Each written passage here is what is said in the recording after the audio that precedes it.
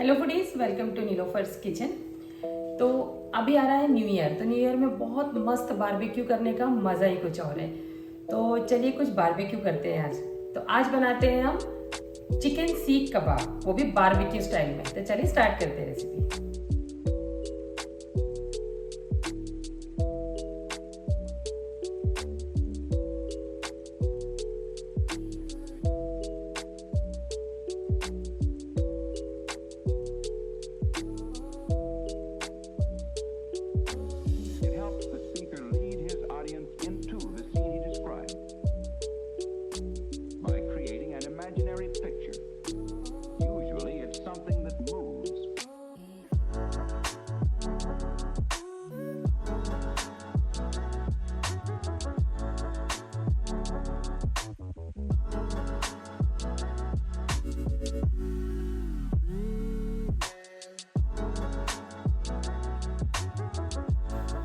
अब जो मैं चिकन बना रही हूँ, हर किसी के पास ज़रूरी नहीं है कि वैसा बारबेक्यू हो या कोई सिगड़ी हो या कोई तंदूर हो।